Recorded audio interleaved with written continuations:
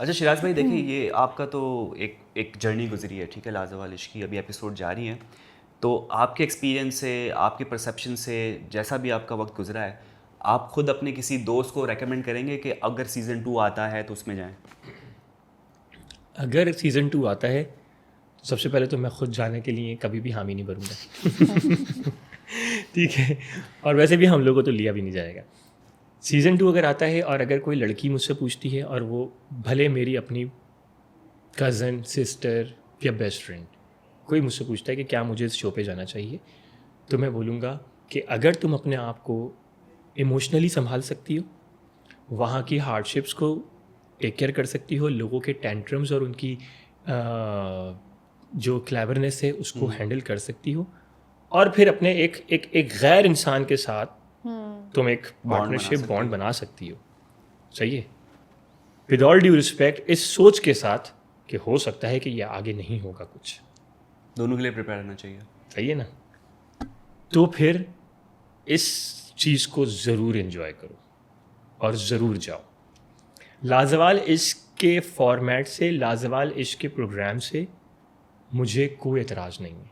I am fully supporting लाजवाल इश्क, ठीक है। जितना भी बैकलैश था, लोगों ने अपने चैनल्स को सिर्फ और सिर्फ एक, आप ट्रेलर देखते हो और ट्रेलर की बेसिस के ऊपर आप बैकलैश देते हो और सारा का सारा सब कुछ देना शुरू कर देते हो, आपने अंदर देखा ही नहीं है कि हो क्या रहा है, ठीक है ना। तो उस बेसिस पे जज करना तो गलत होता है, ठीक है ना। तो सिर्फ उस ट्रेलर की बेसिस के ऊपर आप पूरी मूवी को जज नहीं कर सकते। Even when we started reviewing the show, तो हमें अपने फर्स्ट रिव्यू पे इतना बैकलैश मिला था कि हमें कमेंट्स ऑफ करने पड़े थे अपने यूट्यूब के। जी, तो क्योंकि अगर आपने थोड़ी सी भी उस वक्त सपोर्टिव बात कर दी और कोई ऐसी बात कर दी, तो आपको पता है कि आपके साथ क्या होने वाला है, ठीक है। तो मगर आज क्योंकि 42-44 एपिसोड शायद हो चुकी हैं, यस, तो मैं इस चीज़ को बहुत प्राउडली कह सकता हूँ कि people are supporting from all over the world, and I'm thankful to every single person, those who are watching this program, encouraging, क्योंकि पूरी दुनिया के अंदर वो लोग हैं जो टू हॉट टू हैंडल जैसी चीज़ें देख रहे होते हैं, वो लोग हैं जो कि पिंक विला वाली चीज़ें और इस तरह की चीज़ें देख रहे होते हैं, तो उनके लिए ये शो एक कॉमेडी शो है। इसी बेसिस के ऊपर पूरी इंटरनेशनल दुनिया के अंदर सिर्फ कॉमेडी मीम्स ही बनकर बाहर आ रही है, और लोग हमें पर्सनली मैसेज बोलते हैं, यार कुछ तो इंटीमेसी दिखा देते, कुछ तो कर लेते, बातें ही करते रहते हो, कुछ तो कोई एक इंसान एक दूसरे को स्मूची दे देता। हम कहते ओहो चलो यार ये तो आया कुछ इंटरेस्टिंग, लेकिन कुछ भी नहीं कर रहे हो तुम लोग, है ना। मैंने कहा भाई हम पाकिस्तान के लेवल से सोच के बना रहे थे ना प्रोग्राम, तो कि पाकिस्तान में चलेगा तो आप लोग भी देख रहे हो तो अच्छी बात है, बट कह नहीं यार तुम लोग तो कुछ भी नहीं कर रहे हो उस शो में, है ना। और ये ख़वातीन कह रही हैं, बाहर की लड़कियां कह रही हैं जो कि इंटरनेशनल वर्ल्ड में रहते हैं, और उनके लिए बहुत कॉमन है, बहुत नॉर्मल है ना। तो मैं आई एम फुली सपोर्टिंग लाजवाब इश्क, ठीक है ना। आई वांट कि उसका सेकंड भी सीज़न होना चाहिए, ठीक है, और बेहतर एडिटिंग होनी चाहिए, प्रोडक्शन को थोड़ा और अच्छे से काम करना चाहिए, ठीक है।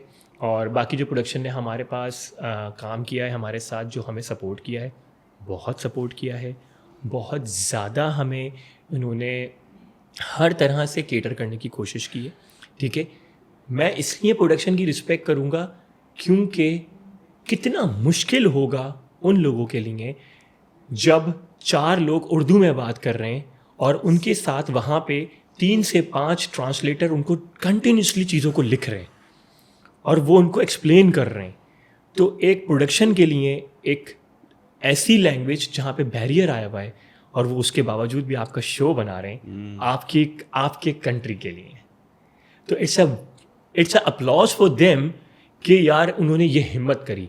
मैं कितनी बड़ी प्रोडक्शन का मालिक क्यों ना हूँ, मगर मैं चाइना के साथ काम नहीं करूँगा, मैं जापान के साथ काम नहीं करूँगा, मैं टर्किश लोगों को कभी भी यहाँ बुला के इतनी मेहनत नहीं करूँगा कि फिर मैं टर्किश लोगों को बुलाऊँ, फिर मैं इनकी बात समझने के लिए टर्किश ट्रांसलेटर रखूँ और कोई 8-8, 10-10 ट्रांसलेटर रखूँ, और फिर जो बात ये करें वो मुझे समझाते रहें। तो ये क्या उनका एक अच्छापन नहीं था कि उन्होंने हमारे टैलेंट को उठा के हमारे कंट्री के लिए एक शो बनाया with in the respect range, सही है ना। ड्रेसिंग के ऊपर सिर्फ थोड़े से 8 से 10 एपिसोड तक बैकलैश हुआ, उसके बाद आज कोई बात नहीं कर रहा, कोई फातिमा की भी चीज़ अच्छी हो गई, सब अच्छा हो गया, सब कुछ सही हो गया, ओके हो गया, कोई बात नहीं हो रही है, ठीक है। तो उसका मतलब ये था कि क्योंकि और फिर हमने भी कुछ चीज़ें वहाँ पे कंट्रोल की, उसके बाद तो चीज़ें आहिस्ता आहिस्ता स्मूथ होती चली गई। तो मेरे ख्याल में मैं I want to give literally, वो कहते हैं ना कि 100 आउट ऑफ 100, सही है ना, मैं कहूँगा कि 200 out of 100 to the production and direction. They put a lot of effort with us, ठीक है ना। Language barrier is the biggest barrier in the world, और वो उस तमाम दर चीज़ों को रिकंसाइल करने के बाद इतना भी हमें दिखा रहे हैं, क्योंकि हमारी आवाम को नहीं पता कि वो लैंग्वेज बैरियर के साथ चीज़ों को एडिट कर रहे हैं, ठीक है ना।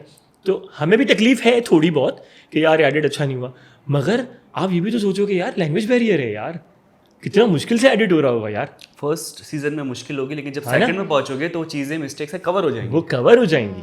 तो हमें उनको अप्रिशिएट करना चाहिए, उनको थैंक यू कहना चाहिए कि I am very thankful to every single person in the production. बेतहाशा प्यार दिया सबने, कोई रूड नहीं था, किसी ने भी हमसे कभी भी रूडली बिहेव नहीं किया। मैं अपनी बात करूंगा, क्योंकि आप प्यार दोगे तो प्यार मिलेगा, ठीक है ना। मैंने हमेशा रिस्पेक्ट किया, सब लोग आपको प्यार करती थी, वहाँ की मेकअप आर्टिस्ट प्यार करती थी, वहाँ की जो टर्किश जो आपकी टेक केयर करने वाली होती थी, है ना, तो जिसमें हमारे पास योंजे भी थी, हमारे पास मेकअप आर्टिस्ट थी 2-3 वो भी थी, एक हमारी डिज़ाइनर थी, ड्रेस डिज़ाइनर नूर फातिमा थी, सही है ना। और एक हमारी बहुत अच्छी जो हमारे पास रात में होती थी, जो हमें अक्सर चिकन बीफ मटन सब ला के हमारे फ्रिज में रखती थी, उनका नाम दीदम था, है ना। Didam is like a mother to us, है ना। बतूल लव्स हर, मी लव्स हर, हमें उनको प्यार के बगैर रात को बिस्तर पे जाते ही नहीं थे, ठीक है ना। तो हम लोग हमेशा नेगेटिव साइड तो बोलते हैं यार, आप उनको देखो, उन्होंने हमें प्यार भी दिया, उनके मुल्क में थे हम, अब उन्होंने हमारे टेंट्रम्स भी देखे हैं आपके साथ, ठीक है। हम भी बहुत इरिटेट करते होंगे उनको, हम भी रात भर जागते थे, बेचारी हमारी वजह से वो जाग रहे हैं, क्योंकि उनको वहाँ रात में होना होता था, ठीक है ना।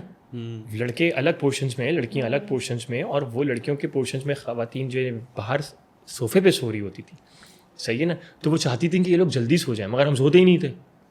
तो यार वो लोग भी तो हमारे साथ सफ़र कर रहे थे ना। तो सिर्फ और सिर्फ बुरा बुरा बताना नहीं होता ना, आपको अच्छा भी तो बताना है उनका कि अच्छा कितना किया उन्होंने हमारे साथ। तो I am very happy to work with the complete production, every single over there, amazing people, ठीक है ना। और अगर कभी ज़िंदगी में मुझे उनके साथ मिलने का, या वो लोग यहाँ पाकिस्तान आए, तो I will be the first person to host them, ठीक है। मैं उनको वाकई उनको दिल से उनकी इज़्ज़त करूँगा कि उन्होंने हम लोगों को चूज़ किया, मुझे खासकर चूज़ किया। आई वॉज नथिंग, मैं एक ऐसा इंसान था जिस इंसान को पूरी दुनिया में कोई नहीं जानता था, और अगर आज मुझे लोग दुनिया में जानते हैं, और अगर आज मैं आप दोनों के शो पे बैठा हुआ हूँ, तो उसका पूरा क्रेडिट उस प्रोडक्शन को जाता है, बिल्कुल, ठीक है ना। तो हमें उसके लिए थैंकफुल होना चाहिए।